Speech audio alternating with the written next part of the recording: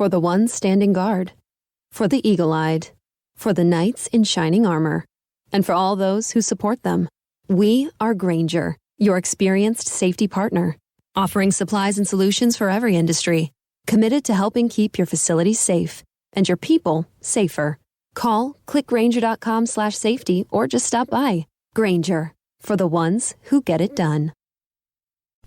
The following is a Hoop Ball presentation.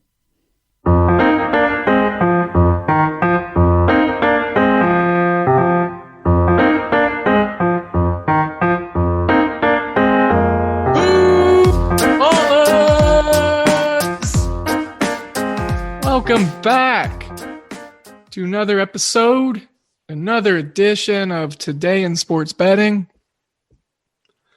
I am your host, Devin Ellington, at DALE007 on Twitter. This is a hoop-ball.com presentation. Go over there to that website, check it out. Get inundated and situated. Get in there, look at the stuff that we got for you. Free content. I talk about the transactional blurbs and such on the side every time, but you definitely got to use that, especially if you're chasing down a fantasy basketball championship right now.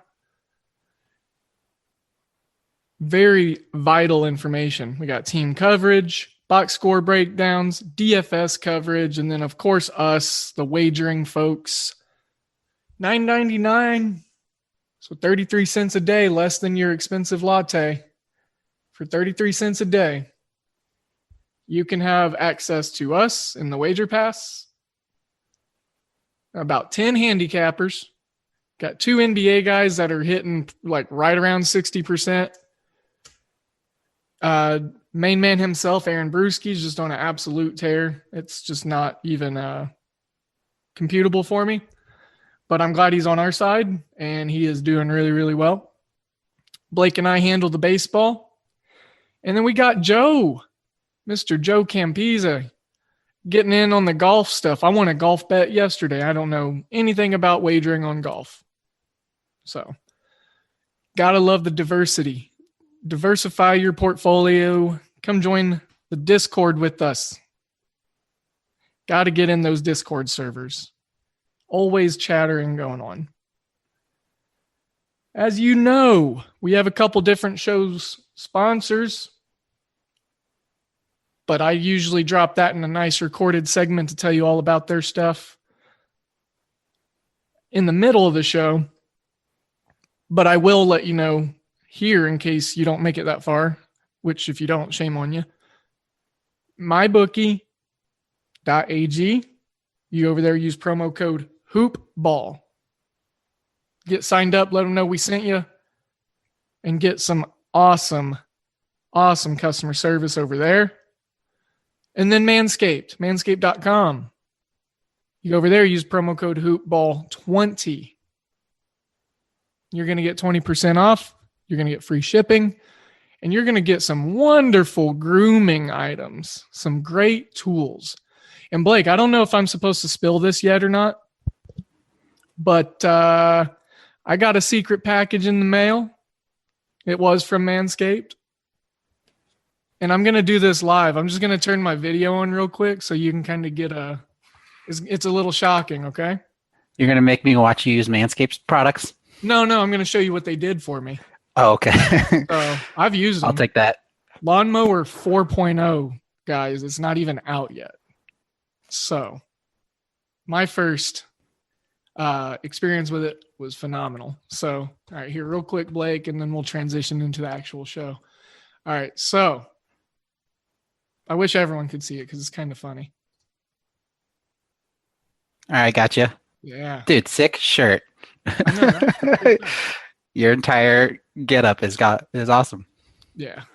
You're looking good. Hair is like half up because I didn't want to wash all of it. It's Friday, you know. I love that setup you got. Yeah. So yeah, that is a handlebar mustache for those of you who couldn't see it, and that's what I'm rocking thanks to Manscaped.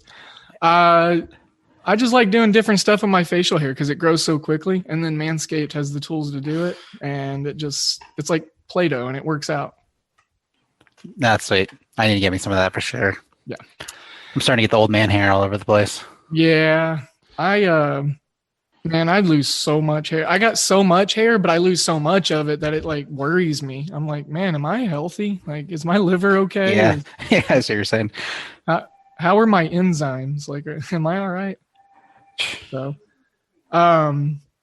yeah, like I said, wonderful products. Got a great show today.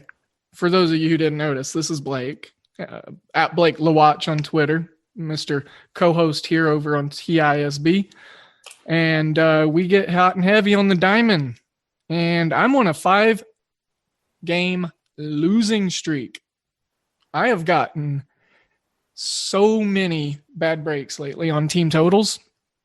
And yesterday I went over in the wager pass. So maybe I don't know, transparency, but this probably won't want to get you guys to, like, it won't make you want to sign up for a wager pass here. And we talk about going 0-5 in my last 5.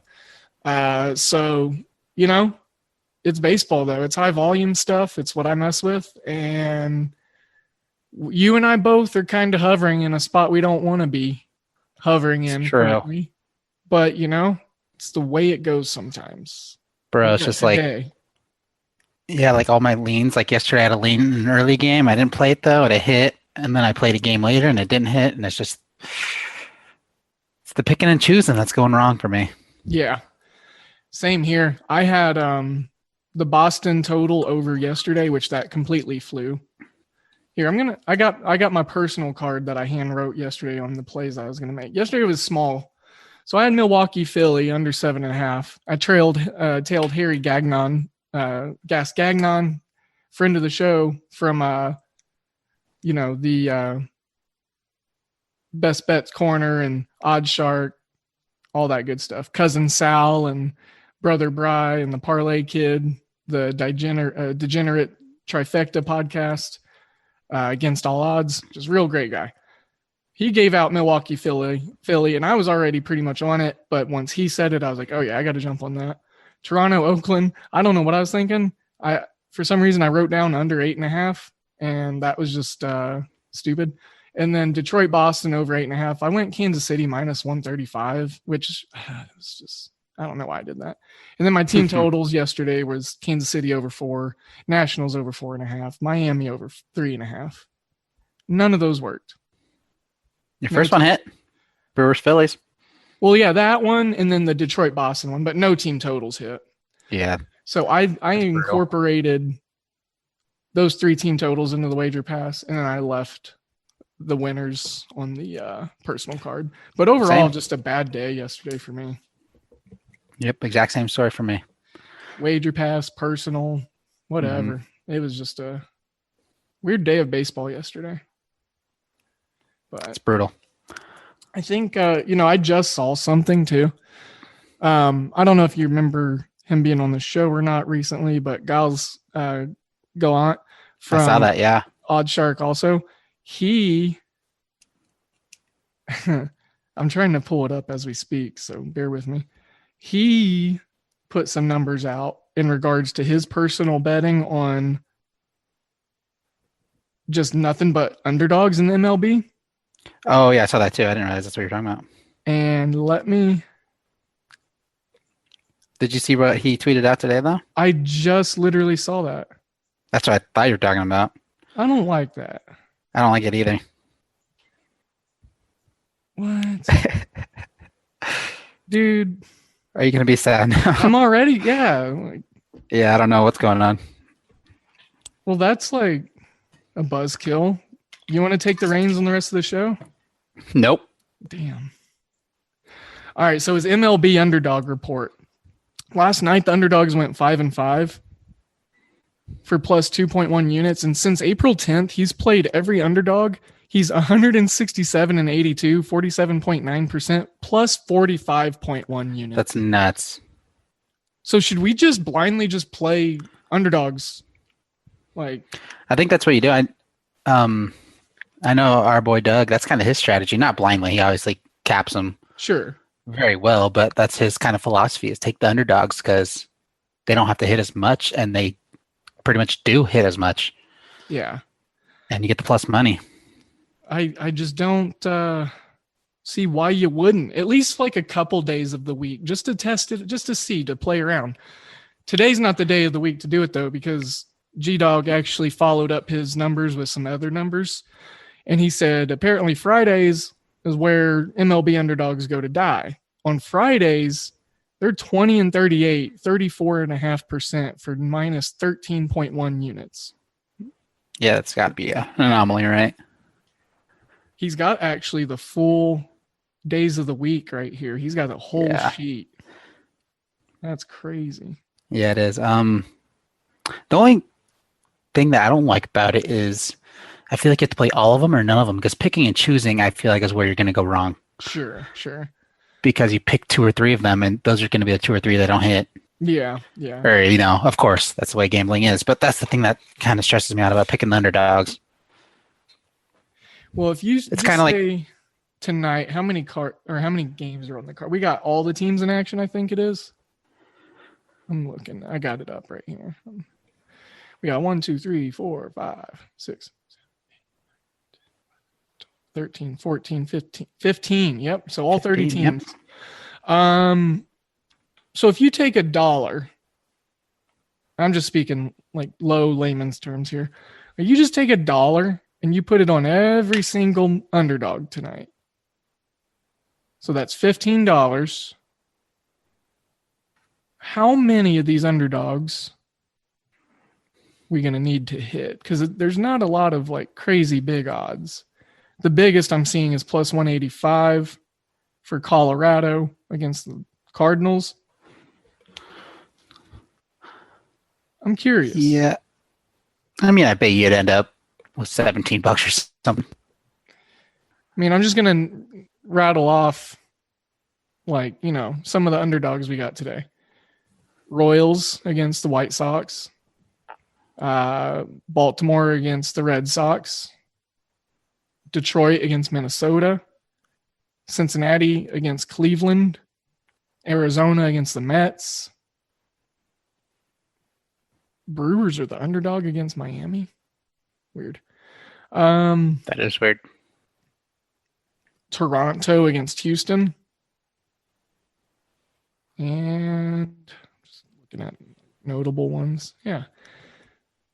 Plus 115 for Tampa Bay against Oakland. So, I mean, there's like some decent dogs tonight. Yeah, they're all pretty basic. Plus 130, plus 140. Yeah, there's some like 115s, 120s in there. So, Mariners are plus 100. Yeah. Even money. That bullpen of theirs is just really, really good. Been one of the best in the majors. Offense could get going as well. I know. And actually, it's the story of their life. I wrote down some notes. I forgot them in the chest pocket of my flannel I wore yesterday. I'm deciding if I want to get up and get them and be unprofessional in the middle of the show. But I wrote down, just like some random notes and stuff, like as I, was at the diner last night and I was just kind of watching a baseball game and then just gathering some thoughts because it was a rough betting day. Man, that sounds nice as hell, being in a diner watching baseball. Right. Yeah. And eating my French fries, drinking my sweet tea, and I'm just sitting there writing on index cards. And I wrote down no more Seattle overs as of right now because the bullpen is for now. Yeah. Good. Yeah. I mean, it's just too good. Dude, maybe they'll bring up Julio and Jared Kelenic, and then they'll really get it rolling. I bet that'll be a post-deadline thing because, unfortunately, I think a couple of guys do get moved that I don't want to see get moved from Seattle. But, Kelenic, man, that kid, he has a chance to be really good. Yeah, I think I saw yesterday he hit 2 dingers in his first AAA game or something. Nice. Oh, my gosh. Yeah, we got AAA ball to keep track of now. Damn. Yeah, don't quote me on that, but it's something like that. Because the alternate training sites are no longer and actual minor league season started. But, yeah. I want to start with a random game and kind of getting out of whack because usually like here on today in sports betting. We just start at the top and we work our way through. But I've been looking at like notes and highlights and just like kind of stuff that I'm interested in lately too. And the Cards and the Rockies, not a polarizing game, probably not one we'll bet on, I don't think. But what are the chances that Gomber comes out and just gives Arenado the golden sombrero? How cool would that be? I don't know. Why are you going so specific on that one? What makes you Well, those were the two pieces involved in the trade. So I was just... Oh, Gomber was the other one? Okay. Yeah, he was the guy that St. Louis sent. So I've not been impressed with Gomber. I think it'd be kind of... I don't know. I don't know what that relationship's like for people. I don't know if they care. Yeah. I know Arenado's starting to hit really well recently, and his bat's starting to heat up. So when he gets hot... Yeah, and I don't think Gomber can strike him out twice. I wonder what Gomber's strikeout prop is. And honestly, I don't know that much about Gomber as far as like if he's a strikeout pitcher, is he a... he's middling in strikeout. He walks a lot of guys. Okay. Like, didn't know if he was like a contact pitcher, a dominating pitcher. I think he's a get whatever you can get kind of pitcher. Yeah. Let's see. K's. It's 5.5. Yeah. Over 5.5 is plus 110. Over 1.5 is plus 110. Or over 5.5? Yeah. I'm not taking that. Yeah. I need to stay away from the props and stuff. They weren't treating me kind. Yeah, I got one prop I think I'm going to put in the wager pass. Ooh. It's kind of got your name written all over it. Is it Alex Dickerson? So you can... No, not that one. No, you can narrow it down to 2 teams based off it being about you. Oh. Is it someone on the Red Sox? Yep, sure frickin' is. Is it Franchi Cordero? No, it's not. It's JD Martinez. Yeah, I know. I knew that's what it Franchi Cordero, talk about terrible offensive output. Dude, and there's so much excitement around him. I know. I talked about him in the preview article. I thought he was gonna, but hello, Benintendi. Man, he's been talking about former Red Sox now, but he's been like the hottest hitter for the Royals. You know, just transition from one team that I'm talking about all year to the other. Yeah. Yeah. All right. Well, let's talk about this Red Sox game because I got to. And by the way, you haven't been on a show since John put some respect on my name's means through a no-hitter. So we got that to talk about a little bit. That was kind of funny. I knew that was going to happen. He looked really good at the beginning of the game. And I shouted him out that day on the podcast. And he got like to the 7th inning. And I was like, he's not slowing down. And he is getting a lot of guys out.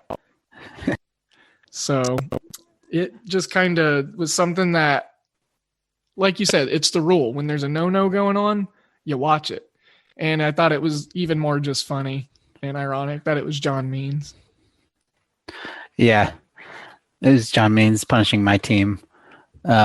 Should have been a perfect game, too. Yeah, he was damn close to a perfect game. Yep. And with... Man, I was reading an article, and I wish I would have wrote some of the numbers down. Because he, apparently this was like a really historical no-hitter. Like some of the stuff that he accomplished within it. I mean, obviously it was Baltimore's first complete game no-hitter for the franchise. First complete game no-hitter since someone back in the 60s. So, I mean, it was a really, really nifty no-hitter. And I'm trying to multitask here because I really want to find some of those numbers because it was just a really cool article. I've almost got it. I promise. And then we can also talk about Albert Pujols today too, because that's just really sad. And Yeah, that's crazy. Kalinick did have 2 home runs. By the way, I just scrolled past that. Yeah. Let's go. Oh, and then how about Shohei Ohtani? 10th home run. He's the first pitcher in baseball history to have 10 home runs for his team in their first 30 games, and I think it was like 50 strikeouts. So, sheesh, yeah, he's been a monster this year. Doing and the stuff. Angels still aren't very good. Yeah, right. They've got Upton's out of the lineup right now, and believe it or not, he's actually like really important. Yeah. To what they do. I'm still tracking down this John Means article. All right. Here's some amazing facts. It was the most swinging strikes by an Orioles pitcher since 2008. Most single game swinging strikes on changeups for any player this season. Most in zone swings and misses on all pitches of 2021. He had 77, which was 12 more than DeGrom's 65. All in the zone? All in the zone. Wow. Recorded the highest Fangraphs WAR, 2.3. And then let's see. Okay, yeah, nope, that was it. That was the end of those numbers. Yeah, I just thought it was some really cool numbers in there. Man, I don't know if that end zone thing says more about him or about the Mariners. Because thrown in the zone that much and they can't hit it. And they can't. I mean, his stuff is nasty. I mean, yeah, but I don't know. He just has that weird movement on his 2-seam, his 4-seam, his cut. Like, it's just very odd stuff. Yeah. The way it moves. So I'm going to, while we were talking some prospects here real quick, Blake, we'll actually get into games here soon, but I think today we just kind of want to chit chat some baseball too. You know, it's just, there's been a lot that's been happening in the league, and you know, we want to talk about some fun stuff. Talk about some prospects. Ali Rashman, number 2 prospect for the majors, playing in Double-A. He fanned out 5 times in his first 9 at-bats of the season, but broke out, slugging his first Double-A homer yesterday. Okay, yeah. So there was that. We talked about Kalinick. Nick Lodolo, left-handed pitcher from the Reds, had a nearly flawless debut. He's the number 1 prospect for the Reds. He had 5 scoreless innings, struck out 10. He was a first-round pick in 2019. Retired the last 14 batters in that matchup. So looking very, very good. And then I'm looking for some other bats. There's a lot of arms they're talking about right here. Yeah, it's cool to just have prospects back again after no minor leagues last year. Now, the Rockies farm system is ravished, and it's one of the worst in the majors, but Ilir Harris Montero, the third baseman, number 9 prospect in Double-A Hartford, he was actually a prize prospect piece in the Arenado deal. He put together his best game of this young season, went 3 for 5, a homer, a double, drove in 3 runs, scored once, and he has hits in all 3 games he's played in this season, with his slashing lines of 357, the Magnum, and then 400, 929. So, dang. Yeah. Talk about like the one decent prospect that Colorado has. Yeah, it takes so much to build a farm system back up again. Yeah. And it's just, what does one player actually mean in baseball? It means nothing. And their development, it's not like their development's been like astronomically amazing. I'd say it's middling. Yeah. I mean, they've developed some guys. Like, don't get me wrong, McMahon. Actually, I was actually listening to something, so I need to backstep that. Colorado, I heard like a percentage number or something, But Colorado actually I think it was like 2008, 2010 was the starting year up until like a couple of years ago or last year, I think is when they stopped tracking it. But they actually got their guys on track to AAA in the majors more so percentage speaking wise than I think every other team in the majors. And they actually put like a lot of their farm. That's probably why that makes sense now. I mean, their whole farm system's in the MLB. So they, over the years, might as well rebuilt it. So might as well see what they got. But like Ryan McMahon, Ramel Tapia, like, there's a couple things Tapia needs to clean up on, but obviously getting guys drafted in through your system like Arenado, I believe Blackman came up in their system. They've John Gray, say what you want. Yeah, Baldo a couple of years ago. Yeah. So they have, and Trevor Story. I like a lot of the pieces on their team. They have a lot of good pieces. I think they should be better than they are. Yeah. It's just they have those pieces, but the pieces that they lost from last year are just so large. Mm-hmm. So just excruciating to lose. Let's talk about Pujols, man, because it kind of makes me sad. Yeah, I wonder if he's going to resign. The Cardinals are already the favorite. Yeah, I think that's the thing to do. To see him and Yachty like together again in the dugout would be pretty cool. Yeah, I imagine they bring him back. He plays every 3 days. Yeah. He can't pitch hit, huh? Or I mean, he can't. Yeah, because it's he can't DH. Yeah. So yeah, I imagine he goes there for one more swan song and then he's out at the end of the year. Yeah. Which it's just like this guy, like I've been watching Pujols since I was in elementary, Yeah, isn't that crazy? Like it was kind of the same thing for Ichiro. Like when Ichiro retired, I was like kind of bummed about it. Mm-hmm. Randy Johnson, Chipper Jones, just those like 19. I guess Pujols ain't a 1990s player, but like that era, early 2000s. Yeah. So it's just it kind of sucks, It's like, crazy to see how bad he's been for the last handful of years and how good his career numbers still are. Yeah. It's just nuts. I mean, this was the end of that 10-year contract. That was just a mega deal. Dude, yeah, the Angels are really good at signing people past their prime. Oh yeah, they're so good at. You remember John Lackey? Yeah, Josh Hamilton, Justin Upton. They got a bunch of them right now. Yeah, that's funny. They did good on Rendon though. Yeah, hopefully he can be good for the next couple of years. But yeah, I like that one. Actually, no. John Lackey started with the Angels. That was a real dumb comment of me. I feel like someone did pay for him though, like, and they got nothing. I feel like he went back to the Angels, but I might be wrong. That sounds right too. John Lackey, like, wait, did he came and pitched with the Cubs for a little bit too, didn't he? I think I'm thinking of a couple guys.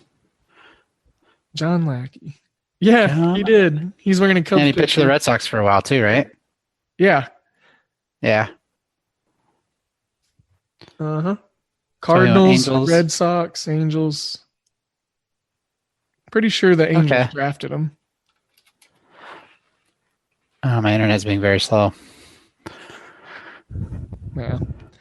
Not important. I'm not sure how we got to the tangent of John Lackey, but we did. We're really talented at that. He has one of my favorite gifts, though, if that means anything. Oh, yeah. I know what you're talking about. Okay. Baseball games. Let's do it. Weren't we going to talk about the Red Sox game? Yeah.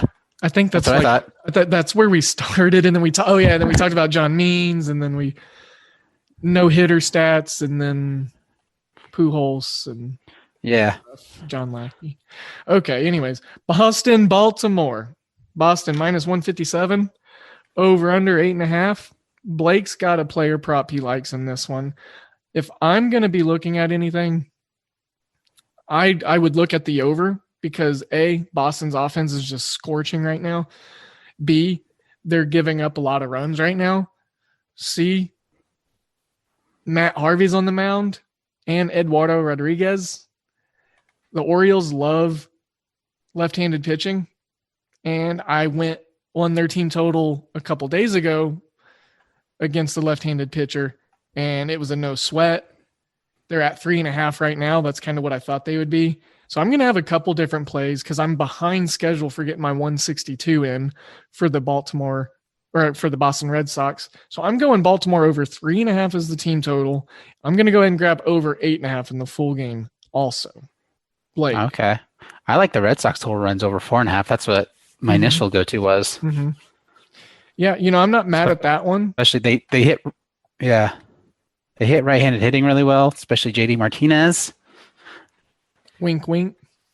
Yeah. Yep. Wink, wink, indeed. Nudge, nudge. And what was it? I think Matt Harvey's been worse against right-handed pitching so far this year, or right-handed hitting. Yeah.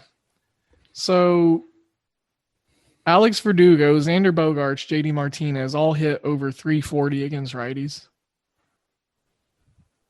Verdugo and Bogaerts. Nuts. Verdugo has an 886 OPS, Bogaerts 995.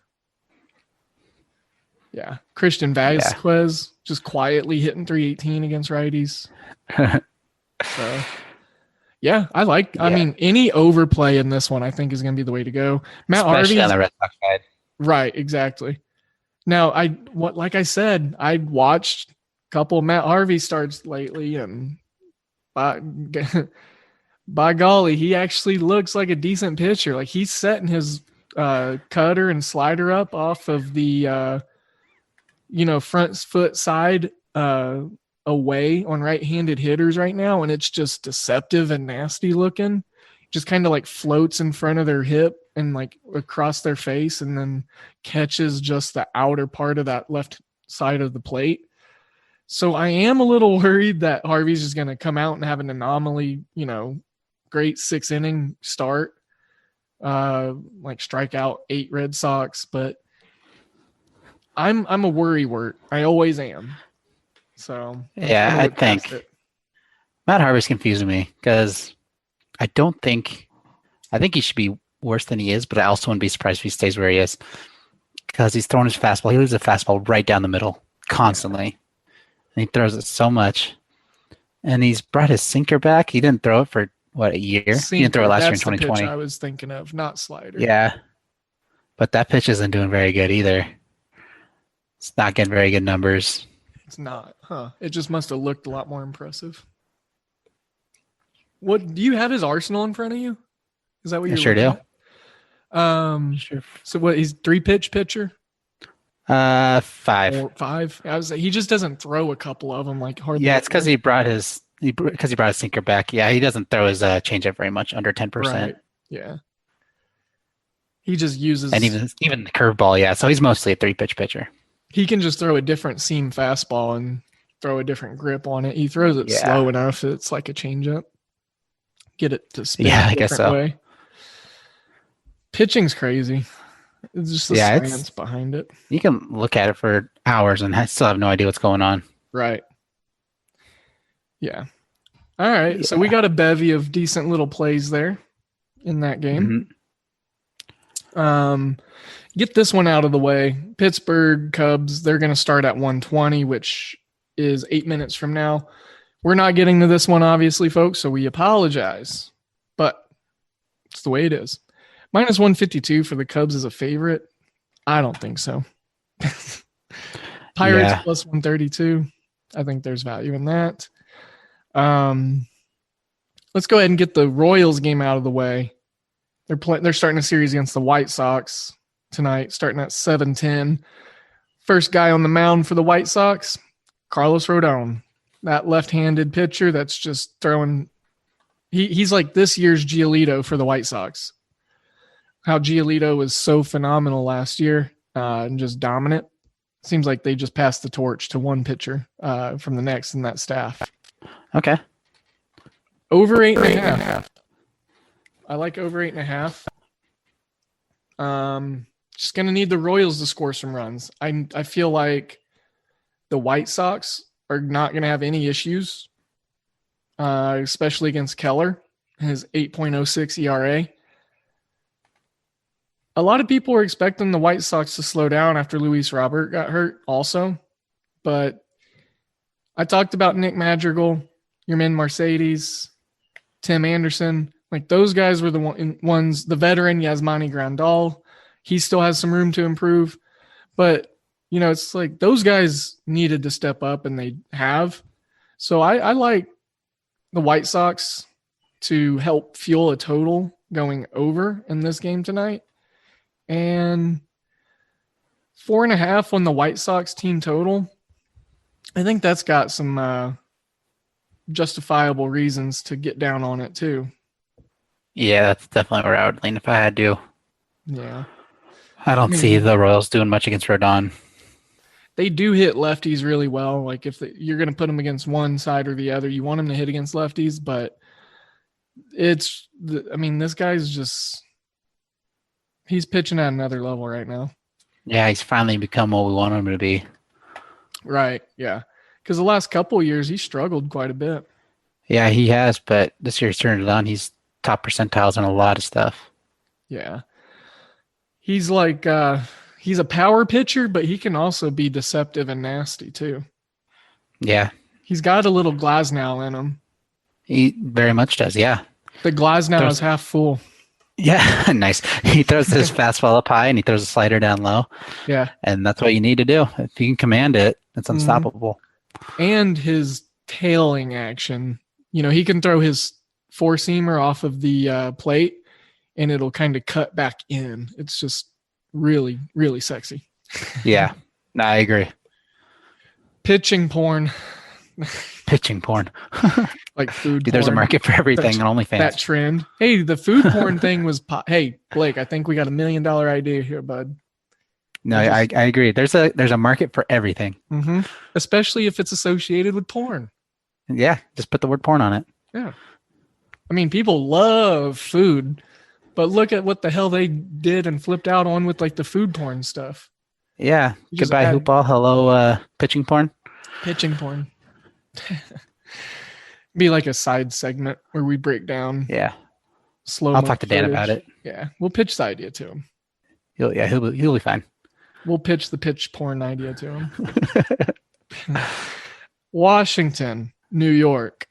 Patrick Corbin is terrible. Jameson Taillon. Jameson. I'm just going to say Jameson because, you know, alcohol. Jameson Taillon. And, you know, he's been in the league for a while, and I know who this guy is, and I've listened to broadcasts where he's pitched, and I still just always forget, like, if it's a soft J, if it's a hard J. But Patrick Corbin being a left-handed pitcher with an 8.0 ERA in Yankee Stadium against the Yankees, I don't think we're looking at too much success for the Washington Nationals today. Yeah, I don't know how they find success. They're down Soto again. Or, well, he's questionable. I don't know if we have. I would assume he's out. I assume he's out until he's in. Another note I wrote in my index cards that are in my flannel chest pocket.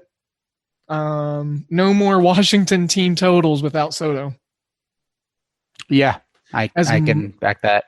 As much as I love Trey Turner, Victor Robles, Yan Gomes, Starlin Castro against lefties, the Nationals are one of the best hitting teams against lefties, and they couldn't even get their 3.5 runs yesterday. Yeah, it's brutal. I mean, they have guys that hit 400 against lefties, and they couldn't even. They're untrustable. Yeah. So, no Washington team totals with no Juan Soto. That is happening. That's your motto. Like, that is what we need to keep rolling with all year with the Nationals.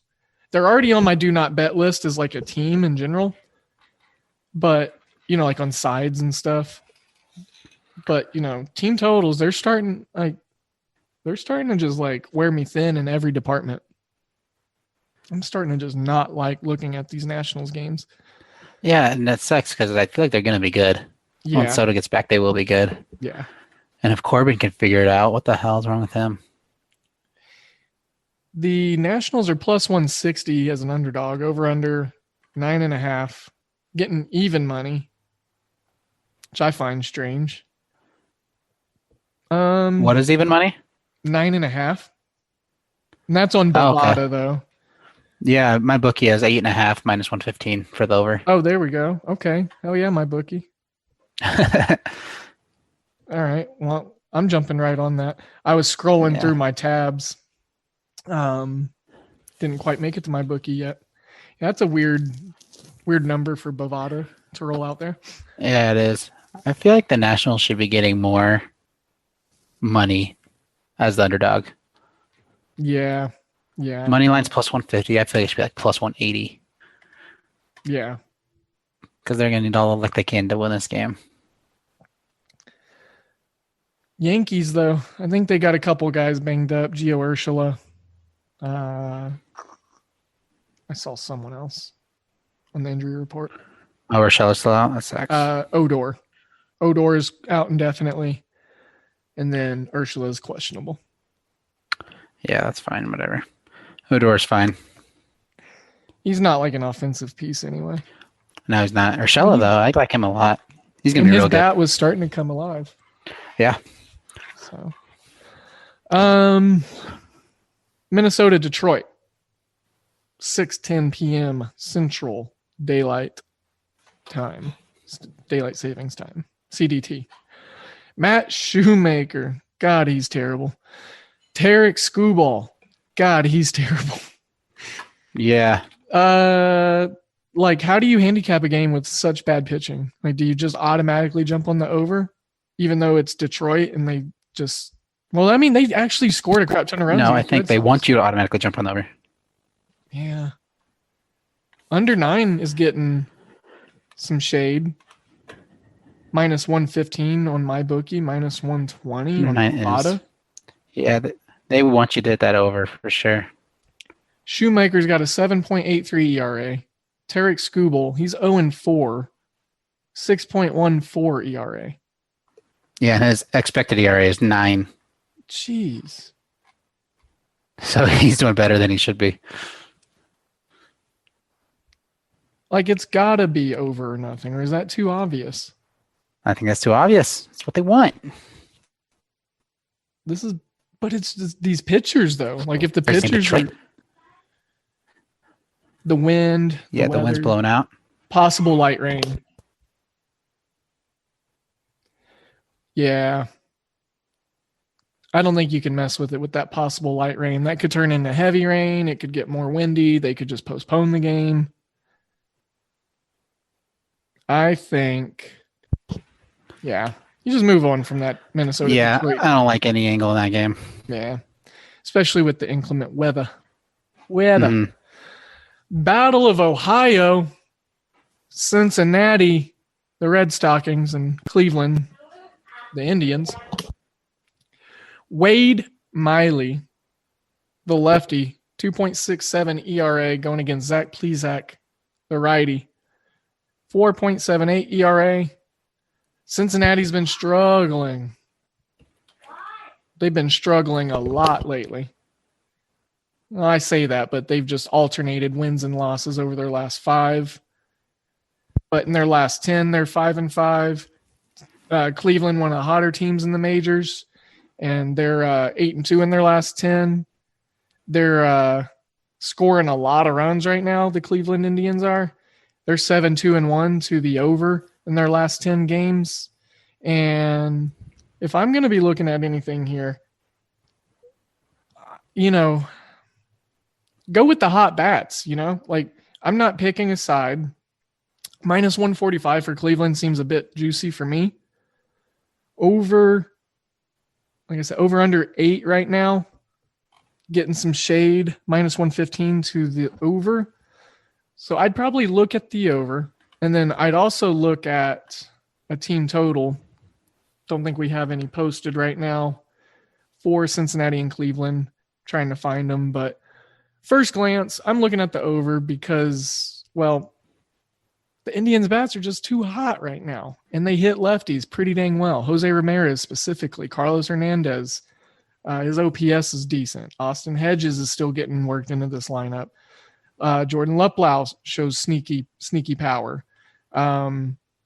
Naylor, that guy can hit a home run every other at bat. I mean, he barrels up balls pretty well, and he's seeing the ball well right now. So I might look to hold and see what a team total for Cleveland would be. Team total for Cleveland is over 4.5 plus 105. You got it there. Okay. I kind of like that. I think Wade Miley's been sneaky good this year, but I think it's going to run out eventually. Yeah. I wonder, here, bear with me, listeners, because we're going to deep dive this one a little bit.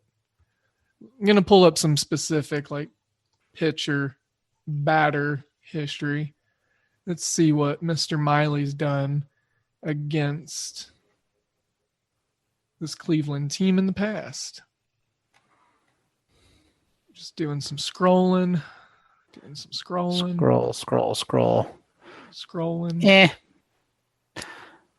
Not a lot of plate appearances against Miley. No, not against nothing exciting in any direction. Oh, yeah. I'm seeing that. Jose Ramirez has 12 or 10 at-bats. Yeah, 2 for 10. Rene Rivera, 14 at-bats. He might be a sneaky play. They might platoon him into the lineup. Rivera. 5 hits, 14 at-bats. 786 OPS. Eddie Rosario, he's a smart hitter. Yeah.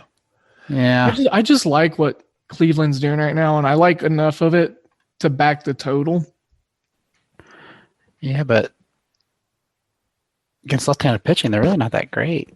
Yeah, they just have a couple of guys that stick out. Yeah, but it's nothing super exciting. I didn't find as much as I was hoping to. And yeah, I thought I would like the Indians a lot here, and I still do. And then also Votto's out for the Reds. Yeah, he broke his thumb. Oh, damn. I didn't realize. Dude, he handled that like a beast. Oh, yeah, fractured thumb. Yep. Oh, there it is. He shook his hand, said a cuss word, and then he took off to first. Yeah. Did he get hit? Yeah, he got hit. Yeah. Ugh. Yeah.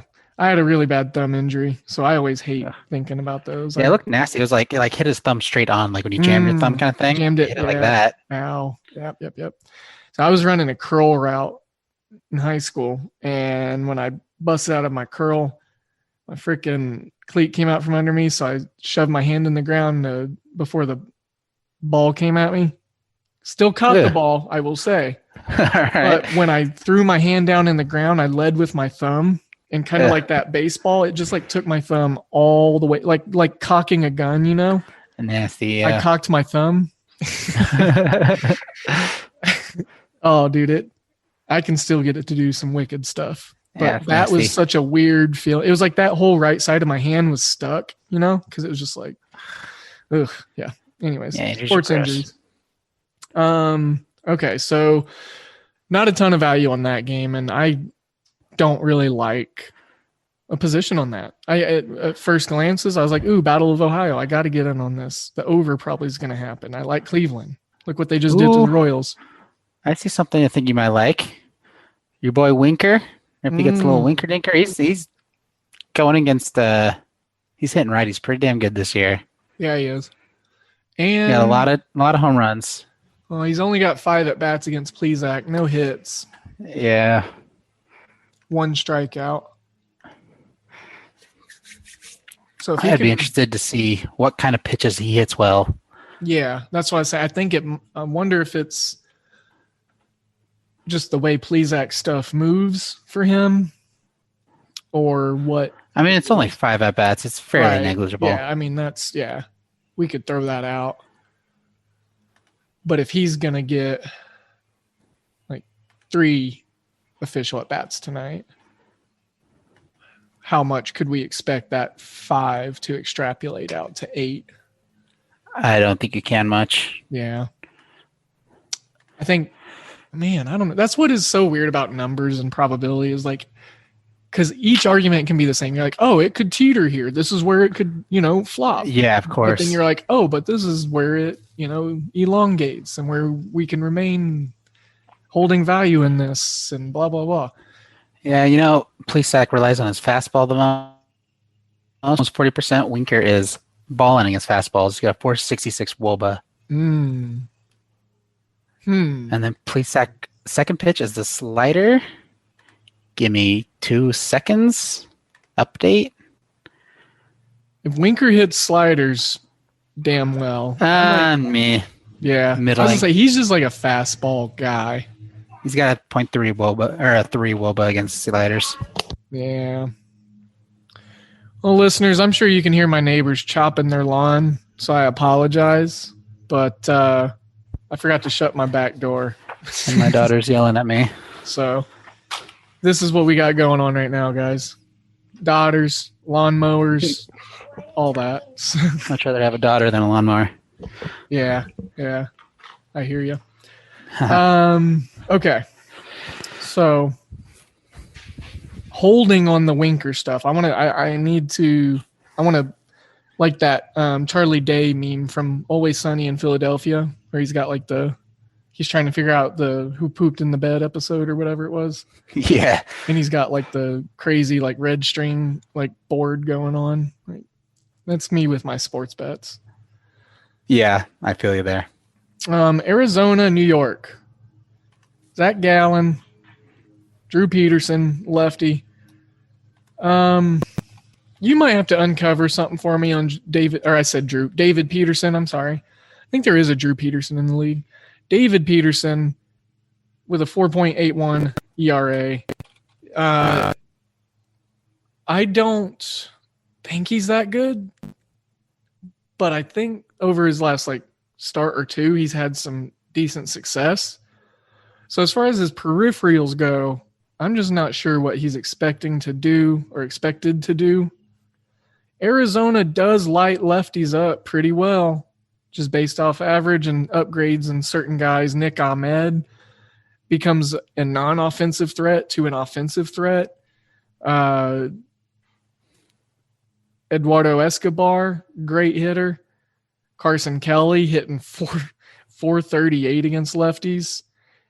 Josh Rojas, who's been in because they've been without David Peralta. But Rojas hitting 294 against lefties, 822 OPS. Pavin, I think is it Pavin or Pavin? Pavin Smith, I'm going to go with. I would assume Pavin. Pavin. Pavin's dumb. Paving a road. Yeah. 250, modest against lefties, 763 OPS. So Arizona against the Mets. I mean, I don't really like David Peterson that much. The Mets are pretty sorry. I think I could back an underdog in the Diamondback. I mean, they've lost 3 in a row. They got swept by the Marlins. I think it's time to get one. Yeah, I'm kind of surprised the Diamondbacks are the underdog. I mean, they're barely the underdog, but I'm still a little bit surprised they are. It's just got to be because they're on the road. So they're 9-9 on the road this year. So no true actual stuff. Here's one, though. Against the spread, they're 11-7 on the road.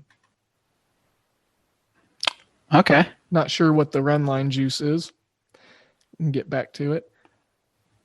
How about this? The Mets over-under record at home, 0-8-2. The Mets at home are 0-8. They've gone over 8 times, or they've gone under 8 times.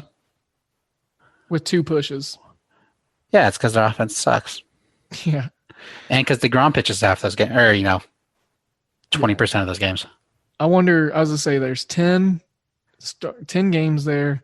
He's got at least 2 of those starts at home. Yeah, their best hitter in DeGrom only hits every 5 games. Hoop ballers. I say that half. Let's talk about your ball. Half. Yep, your balls and the area around them. Let's talk about Manscaped.com. Go there and use promo code HoopBall20, HOOPBALL20. Use the promo code and go check out all the tools they have of trimming the hedges and taking care of your lawn, like the Lawnmower 3.0 with a built-in LED light to help you get into those dark dyed crevices on the inner parts. Also, the Gooch. It is hard to get to the Gooch if you can't see it. So use the LED light with the anti-tugless technology on the razor, full long battery life. Then check out the Weed Whacker. Bring that out of the shed. Use it on your shrubs. Cut down what you need, down to bare minimum if you need to. It's got a nice anti-tugless technology just like the Lawnmower 3.0. It's also got a lithium battery. And best news of all, these things are waterproof. So that way you can do it in the shower and take care of business in the cleanest way possible. Hoopball20 is the promo code that's going to get you free shipping as well as 20% off. I recommend using it. I recommend getting the complete care kit with your free shipping and your 20% off. Spend a little extra, get a lot more. There's a good care kit there for us gentlemen: face scrub, shampoo, ball treatment, and the area that surrounds our balls. I believe there's even a pair of underwear in there for our balls. So yeah, that's going to conclude the talk about our balls. Now let's talk about bets. MyBookie.ag is where all the hoop ballers take care of their winnings and where we place all of our wagers that we post in our article in the Wager Pass, as well as our free plays and our Discord chats. Yes, MyBookie.ag. Use promo code HOOPBALL, HOOPBALL. Let them know that we sent you. Hell, specifically type in my name. I want them to know. But most importantly, you got to let them know what podcast that is. And it is Today in Sports Betting. You let them know that we sent you, and then we as a family get to grow. And then we get to set you up to reap more benefits. And that is what's important to us, because we are here to help you win money. And that is why we recommend MyBookie. Their slogan is bet, win, get paid. And it's quite simply that easy. Use Bitcoin to get going. That's a high recommendation of VM Center at Vince Miracle, our guy. It's a recommendation of me. It's so easy. Dan Bespris, the Podfather, Aaron Bruschi, the Godfather, they get in there, they get going with Bitcoin, they get their money in and out, and it's easy peasy. Hoopball's the promo code. Use that. Let them know that we sent you. MyBookie.ag. Bet, win, get paid. Now, as a podcast, we have your balls and your bets covered. And without further ado, we have Today in Sports Betting. And very empathetic. Oh boy, here it goes. Can you help me out? What are you trying to say? Empathetic? No. Oh my gosh, emphasize, like emphasizingly. Oh my gosh. Emphasis? Yeah, that was embarrassing. I couldn't figure out the conjugation. Yeah, you're embarrassing us both. Oh man. I'm so used to it, though. It's all good. Yeah, it's fine. Whatever. All I have on my face is this handlebar mustache, so now people can actually see me like blush a little bit. So, yeah, I like the Diamondback side of this. Yeah, for sure. I think David getting swept against another NL East team, they're going to be like, all right, let's get back to 500. Zach, if I'm going to go pitcher versus pitcher, I mean, Gallen, obviously I like him a bit more. Mets against righties, very subpar, just par, mediocre. So, there's value in the Diamondbacks as an underdog is all we're saying on this slate. Yeah, I agree. Can't say it's a lock or anything, but, yeah. The only good thing David Peterson does is strike people out. Yeah. And I think a lot of that's kind of based on luck. He throws everything right down the middle. Yeah. In Arizona, look at their slugging numbers. I talk about it all the time. They got some sluggers in there. They got some great contact hitters. They stretch singles into doubles.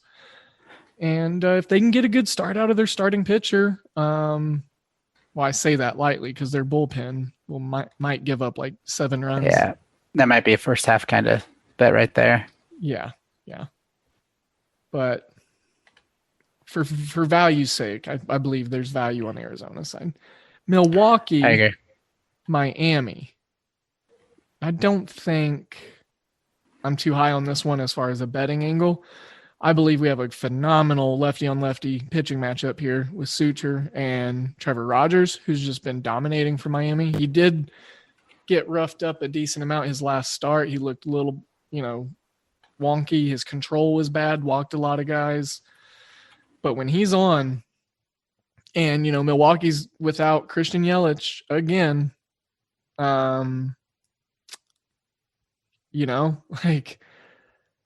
I think this is a spot to maybe back. But Miami is minus 140. There's no way. There's no way because they can't hit either. There's no way I'm going to go minus 140 with the Marlins in this one. Yeah, I don't think you can ever trust the Marlins. Plus 125 all the way for Milwaukee. Nah. Yeah, it's weird the Marlins are the favorites. And so heavily favored. Yeah, so what are we missing? What's the reasoning? I think it's honestly the Yelich thing. Yeah. Think it'd be pre-baked, but I mean that's a very big piece. Because they have one of their better pitchers on the mound in Suter. Like it's not like they're completely wonkied out that way. And he's kind of a Kyle Hendricks of sort. Yeah. He doesn't throw the ball hard. He relies on location and command. And I think a lot of the Marlins hitters, specifically like Duvall and Jesus Aguilar and Brian Anderson, they rely on fastballs because they like to barrel them up and they got power. Yeah, I mean, he throws a lot of fastballs. Brent Suter throws it 63% of the time. His four-seamer. Oh, okay. And he only throws it 88 miles an hour. Oh, okay. So it's a slower one. Yeah, it's a slower one. And he leaves it up in the strike zone. Man. Yeah, he's got a weird little pitch mix here. Yeah. How can you throw the ball 88 miles an hour and throw it over 60% of the time? Because it moves good. Does it? Let's look. No, it doesn't. No? It doesn't move at all. Huh. I don't know then. It's like bottom 5 percentile in movement, horizontally and vertically. That's ridiculous. So it's just I have no idea. 88 mile. I don't know. That's really. I have no idea how he's had success this year. Is it his arm angle? He does have a weird arm angle, if I remember right. Maybe it's the arm angle. It's gotta be. Or a delivery thing. The littlest things just throw hitters off. Yeah, I get to that. Philly, Atlanta, I don't really want to talk about unless you do. And then if you do, have at it, bud. It's going to be a solo Blake party. No, I'll roll with you here. Okay, good. I just can't. I can't, man. Philly's on my do not bet list in every angle. Atlanta's getting there too. I'm good. Atlanta's offense just all or nothing, so they're a hard team to cap. Yeah, I just can't. They'll put up 13 or they'll put up 2. Yeah. Or none. Or none. Freddie Freeman burned me the other night on the prop. So I'm good. I did hit Atlanta's team total the other night when Yanoa was starting because he had that grand slam. Oh. So, I mean, there's the bright spot. I forgot he had that grand slam. I was like, all right, cool. I'll take it. Not how I was expecting to get it, but let's talk about your Mariners taking on the Rangers. Got Chris Flexen, Mike Foltynewicz, Folty on the mound. Foltynewicz. I always thought his name was pretty fun to say. Foltynewicz. You can always say it like differently every time. Yeah, it is weird. I mean, Chris Flexen's been decent for I wonder where he's. Chris Flexen. Yeah, he's been a good enough fill-in, I guess. I mean, sub 3.5 ERA. Yeah, he's been good. I don't feel like it's going to last, but he's been good. Yeah. I could definitely get down on the under in this game, even though Fultonevich is pitching. For reasons stated at the top of the show. No more betting on overs in Seattle games because of the bullpen. My only thing is Fulte going to give up 6 runs in the first 5 innings? That wouldn't surprise me at all. Same. But honestly, I was looking back, and I've missed on a lot of overs in Texas games, and they actually have gone under a decent amount. Seattle definitely has, because you guys have got, good pitching right now. And yeah, both these teams. All right, so the Mariners 12, 16, and 2 in regards to over-under record. 13, 18, and 1 for the Rangers. So 34 combined unders for these two teams. And the last 10, both teams have gone 3 and 7 to the under. Texas 4 and 12 in regards to over-unders at home. They're 4 and 12 to the under? Yeah. So whenever, and I always have to explain this because I say it so weirdly, but whenever I'm referring to like over-unders and I say like, yeah, their over-under is 4 and 12, I'm pretty much just stating it as 4 overs, 12 unders. 4 or 12 unders, yeah. Correlating to that column. I think that makes sense. So yeah, lots of unders for these two teams.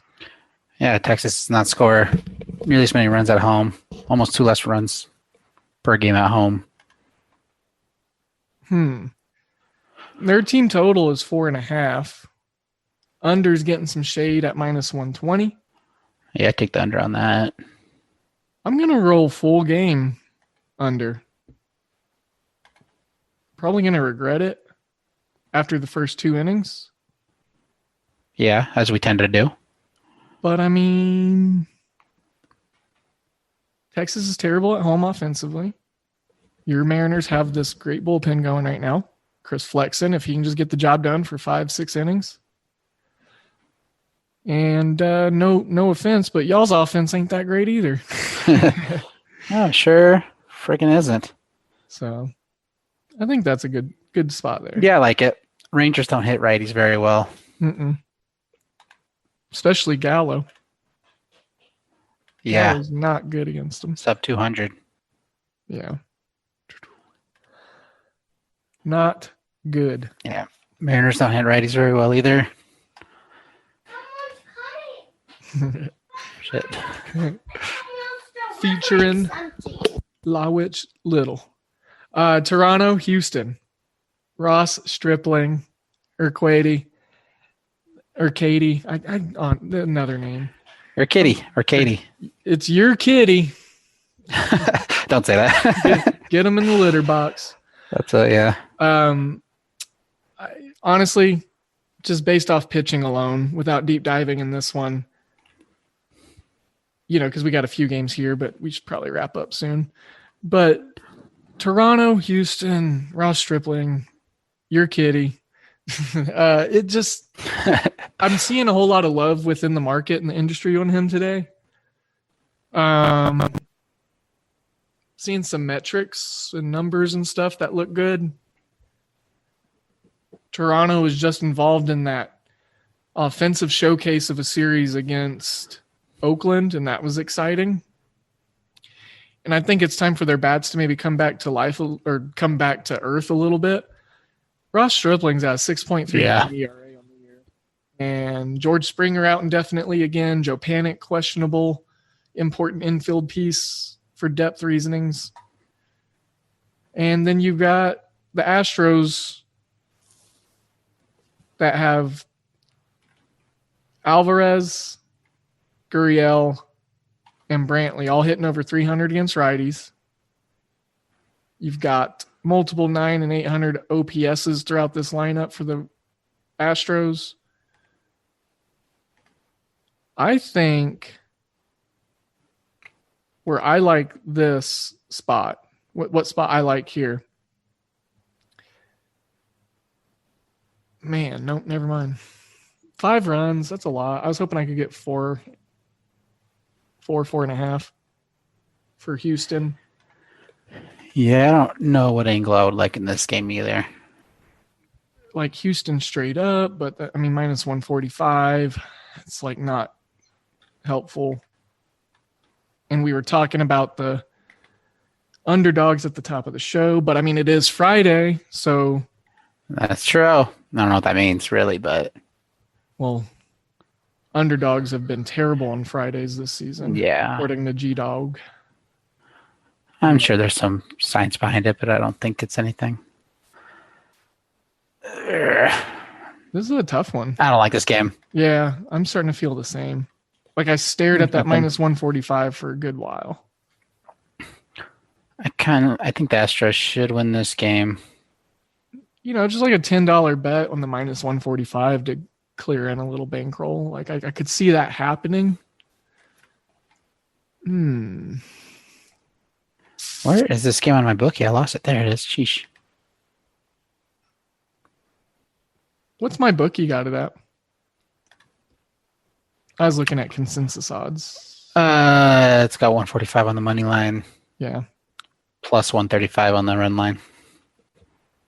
Plus 135. Yeah.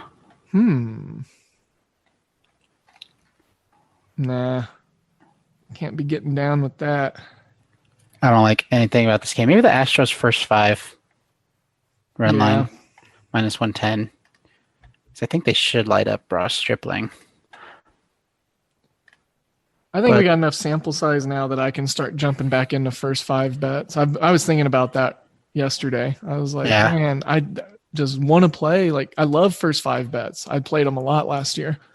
Yeah, Astros have a couple of guys that hit righties very well. Jordan Alvarez, Brantley, and Gurriel are all over 300 against righties alone. So it's in a dome, so weather means nothing to us. I think that's a good spot for Houston. They struggled in their last series. I think they're happy to be out of New York. Yes, absolutely. Heard enough booing from them. Yeah, that was a rough series for them. Yeah, they deserve it. Yep. To be fair, I think every team probably deserves it. I think they're all cheating. Yeah, but that's another day. In some way. Dodgers, Angels battle for LA. Do you want to talk about this one? Urias on the Griffin Canning. No, not really. Okay. Griffin Canning has burned me many a time. I will say over 8.5 looks nice to me. I think that with how terrible Canning has been and with the bullpen issues with Los Angeles or the Angels, some runs can be scored in this. Dodgers bat's been a little dormant lately. Time for them to wake up. So wouldn't be shocked if one team scored 8 runs themselves for some reason. I got a feeling. Yeah, that's what I was thinking. Take the Dodgers team total over. Yeah. What is it? Dodgers over 4.5 minus 1. Yeah, I think that's a really great number there. 30. Yeah, that's a great number. Really good number. Tampa Bay, Oakland. I feel very anticlimactic today because it's like I'm seeing a lot of these games and it's like I just want to watch the baseball of it. And this is one of them. It's that tweet you saw from your boy Giles earlier. Oh, yeah. So it's gotten you down. Got me in my moody blues. Tampa Bay, though. Their money lines come down from 122 to plus 110. Over under set at 7.5. We got Rich Hill and Sean Manaea on the mound. 7.5 is an egregiously low number. That is such a low number. And for what's the number? I lost you for a second. That is a low number. And I don't hate it. I don't hate the under. I mean, Rich Hill had a pretty decent start last time out. Oakland against lefties. Jed Lowry hits good, and that's about it. And Ramon Laureano.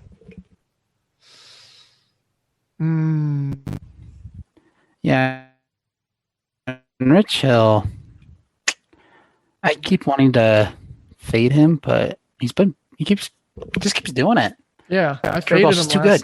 I tried faded him last time, and it did not work. Yeah, and I enjoy watching him.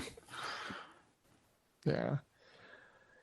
Man, get Anthony Desclafani out of Cincinnati and look at how he pitches in a pitcher's ballpark. He's 2-1 on the year and a 2.00 ERA for the Giants. And they're going against San Diego tonight. This is the last game on the card. Blake Snell, the lefty, 1-0, 3.51 ERA. And the total for this one is 7.5 also. Minus 140 for San Diego. Minus 1.5 run line at plus 125 for the Papas. Lots of questionable tags for the Giants. Wilmer Flores, Alex Dickerson, sad face. Buster Posey. Padres against righties. Decent. Like not a complete downgrade. Trent Gresham still hits over 300 against him. I think I got to back the Padres tonight. Desclafani's been great. But Blake Snell's starting to get back to Blake Snell. I was kind of leaning the other way. I was leaning towards the Giants on this one. I was too originally, but then I looked and saw, who they're potentially going to be down or not at 100% with. Posey's been I don't know what he drank, but he's got, I think, 9 or 10 home runs on the year. He's tied atop the NL leaderboard. And then he's just swinging the bat like he was in his, all-star days. He is just crushing. But Dickerson's pretty big piece for the Giants. I mean, they'll get Darren Ruff or Slater in there. Both those guys have sneaky contact, good OPS. So, yeah, I mean, I guess I'm not hating it. I'm seeing a pro grade, like an odds line of B-. The odds of plus 125, what I'm seeing is the line should be more of plus 107. So you might be onto something, Blake. I got plus 125, and I like it a lot, actually, especially if Buster's in. Yeah, if Buster's in, it changed. If Buster's in, I'm not on the Padres. Buster and Alex Dickerson are in, I'm definitely not on the Padres. The thing that's made Blake Snell so good over these years is that fastball and where he locates at the top of the zone, but it's been in the middle of the zone. Way too much this year. The Giants hit fastballs pretty dang good. Evan Longoria on the year on the fastball is over 500 WOBA. Jeez. Buster Posey, the same thing. Brandon Crawford, the same thing. All over 500 on the WOBA on the fastball. And then Posey and Longoria both hit over 400 against lefties. Yeah. Longoria hits 478. And, Blake Snell's fastball is better than everybody else's for the most part, but he's not locating it this year. What if he locates it tonight? I know. See, that's that worrisome right there. I mean, with a pitcher as good as him, Yep. Chances are he knows what's going on too. I don't know. So that's a tough one. I was a lot more beefy on the Padres until you started talking about all that WOBA. It's a lot of WOBA. And I'll give you patient on me. They got lit up in the last game. Who did they play in the last game? The Padres. Padres. Yeah, he did. He got lit up. It was he didn't start in the series against the Pirates, did he? It was on the 1st. It was on May 1st. That was his last start. That was the Giants. 6-2. Ooh, and they lit him up. Yeah, they hit his fastball.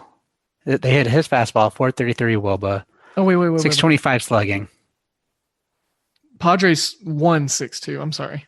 I was looking at the Padres roster. Oh, well, they hit Snell fairly well. Yeah. Interesting. I'm pulling the box score up from that game real quick. I want to see how many pitches he threw. Slater went 0 for 4 last time against him. Ruff, we were talking about Ruff, had a 2 for 3 day with an RBI and a strikeout. Posey 1 for 3. Longoria went 0 for 2. Had 2 walks though. All right, so let's look at some pitching. Snell went 5 innings, 91 pitches, 5 hits, 2 runs, 1 earned, 3 walks, 6 strikeouts.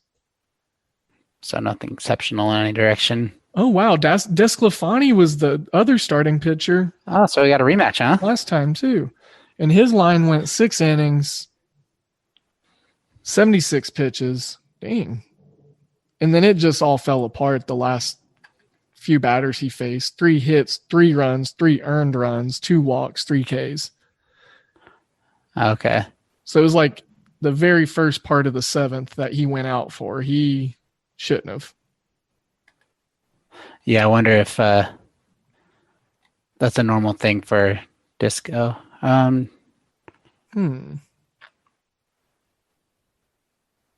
is a rematch. That's neat. What's weird is Desclafani the first 2 innings is where he's had the most trouble this year. And then he 7 of his 8 total earned runs this year have been in the first 2 innings. I didn't even look at the scoring in the box score in that last one, but if I just assumed that it was maybe he got roughed up early and then just started sitting a bunch of people down. But I thought that must have been what happens. He's only given up 1 earned run after the 2nd inning this year. Oh my God. Yeah, then that's what it was. Had to have been. That's some interesting stuff right there. Yeah, Padres had a 3-run first inning. There you go. So it was all in that game then. Wow. So you can look at pitching forever and still not, and be even more confused than you were going into it. And it was Machado that homered with Tatis and Trent Grisham on the base. That was all in the first inning. Yeah. And then Jurickson Profar hit a solo shot in the 8th, so not against Disco. So it wasn't against him now. And then the 8th, Cronenworth singled, Hosmer scored, Tatis scored. I like the Giants. I like the Padres still. Man. Because maybe make a personal bet. I don't know what. Yeah, I agree. Giants first 5 plus 125 on the money line. Are you going to do that though? I don't know. I don't love first 5 money lines because there's too many ties. Especially if Desclafani has, a nuclear just 2nd inning, gives up like 4 runs. Like that would just that kills it right there. It appears if he gets past the first 2 innings, then it's smooth sailing after that. Which is weird because usually it's like hitters in like the 3rd inning, 4th inning, like when they get to see the pitcher again and again, like that's when the hitters start doing better. But it's opposite for Disco. Yeah. And he's gone 4 innings every time. At least. 5 innings. All but 1.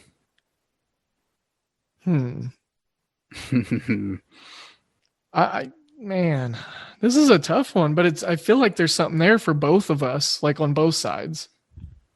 Like if you wanted to go Giants team total. Dude, I might take the Giants money line on this one.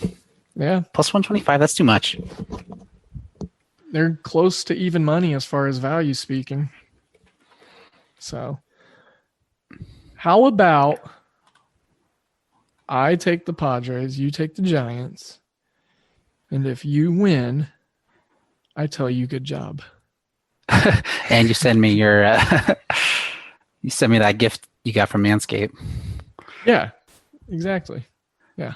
Oh, wind is blowing out almost the right center field at 14 miles an hour. which in San Fran, that's towards McCovey Bay.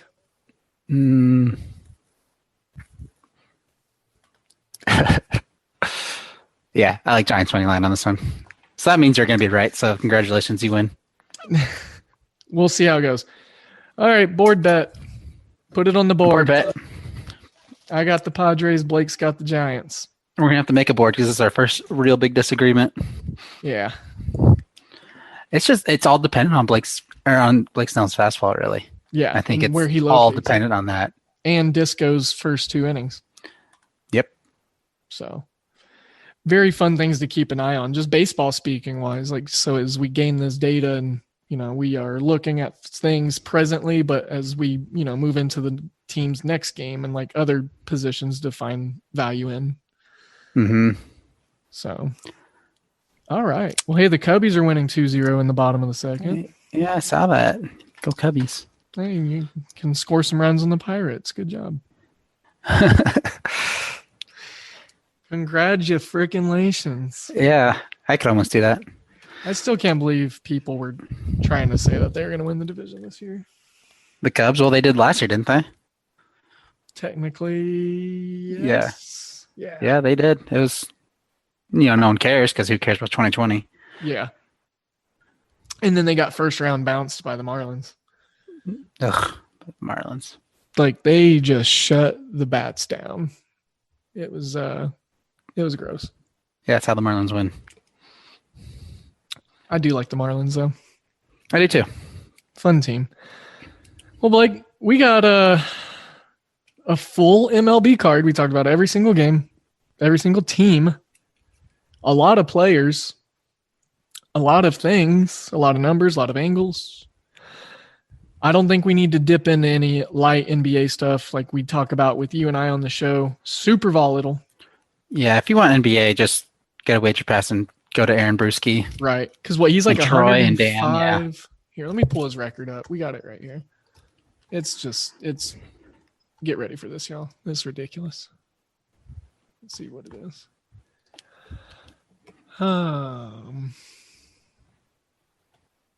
We didn't update it from yesterday. Hold on. I saw it. It was like 102 and 60, 101 and 76.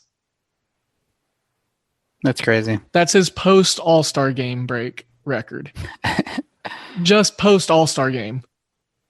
Yeah, and when does he do all his research? Do you do it like 2 a.m?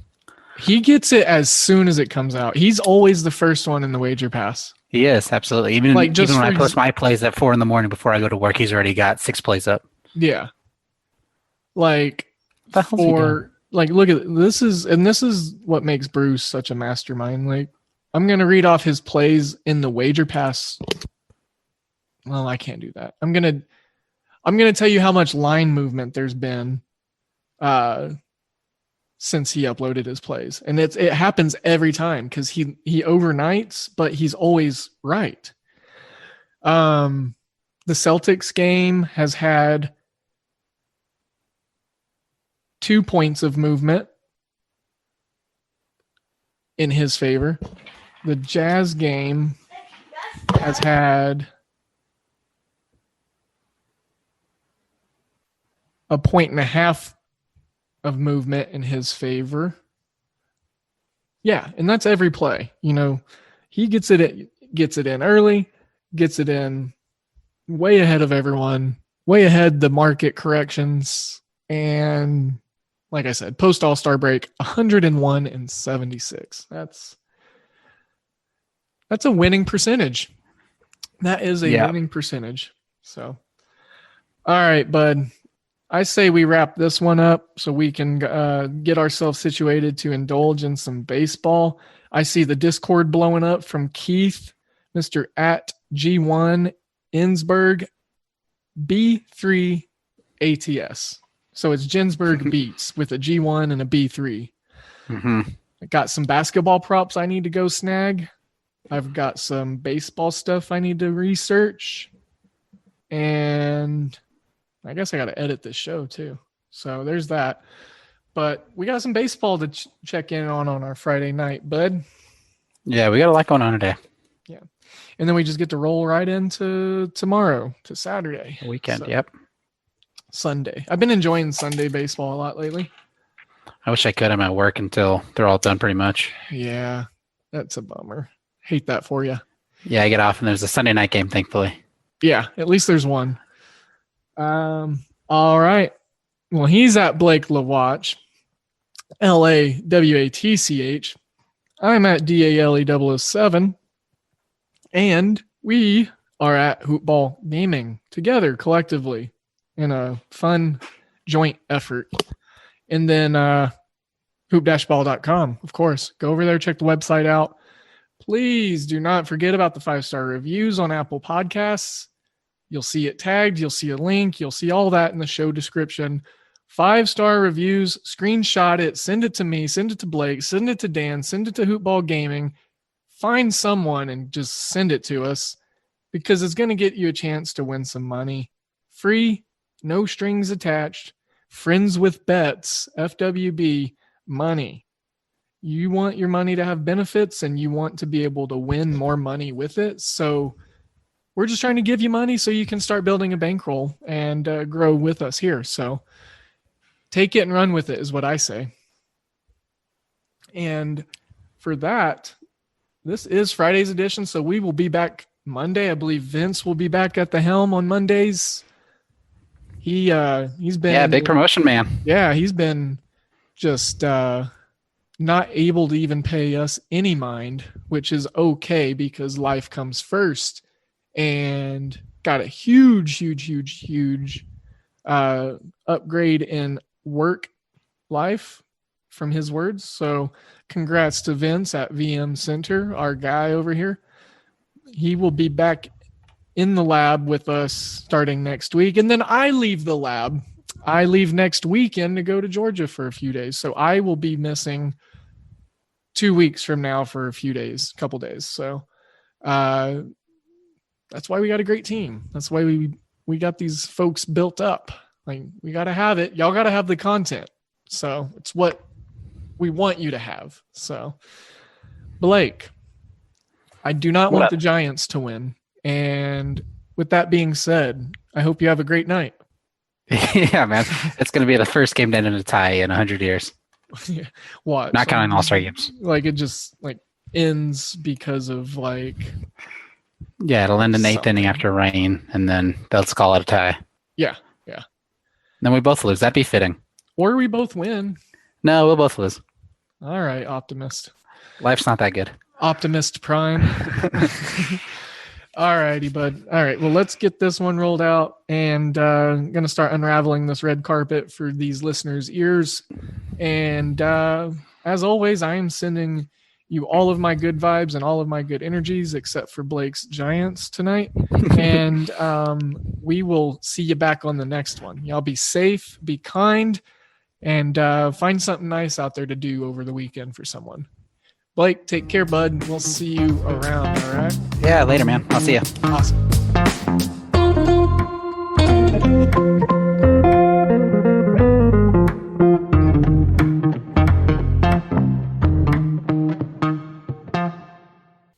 This has been a Hoop Ball presentation.